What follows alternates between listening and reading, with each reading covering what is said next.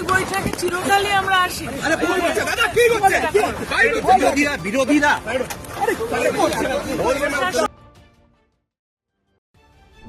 দল ছেড়েছিলেন দুদিন আগে, আর আজ মুখ্যমন্ত্রী শুভেন্দু অধিকারীর প্রশাসনিক বৈঠকে হাজির সাংসদ কাকলি ঘোষ দস্তিদার। এই মুহূর্তে রাজ্যের রাজনৈতিক মহলে নতুন করে চর্চা শুরু হয়েছে কল্যাণীর প্রশাসনিক বৈঠককে ঘিরে। প্রশাসনিক বৈঠকে চিরকালই আমরা আসি। বিরোধীরা প্রশাসন সভা,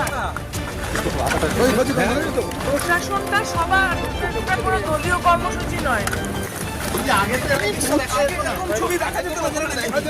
আমি বলতে পারবো না।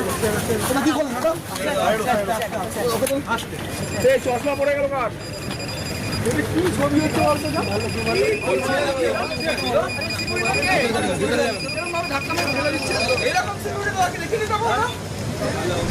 মুখ্যমন্ত্রী শুভেন্দু অধিকারীর আজকের ডাকা বৈঠকে হাজির হলেন বারাসতের তৃণমূল সাংসদ কাকলি ঘোষ দস্তিদার। আর এই উপস্থিতিকে ঘিরেই এখন তুমুল জল্পনা চলছে রাজনৈতিক মহলে।